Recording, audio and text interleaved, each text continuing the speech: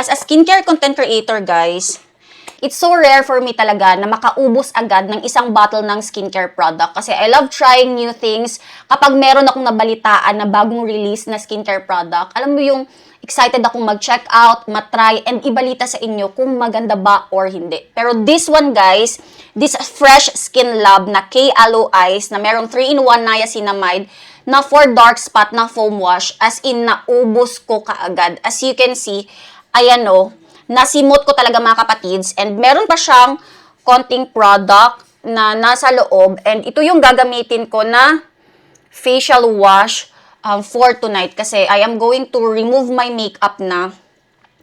And ayoko din magsayang ng product. Ayan o.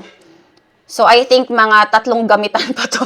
Sa mga hindi pa po familiar sa facial wash na to, this is best for those sa may mga oily and combination skin. And this helps with dark spots since na meron po itong niacinamide na key ingredient. And I want you to know na hindi po ito nakaka-dry ng skin, as in super non-stripping talaga itong foam wash na to. And after you wash your face, you will feel na it's very clean but not tight, and meron pa siyang cooling effect. So kung naghahanap po kayo ng solid na foam wash that works, affordable, and accessible, I highly recommend this product po sa inyo. And to make sure na legit po ang mabili nyo, ililink ko po itong product na to sa yellow basket.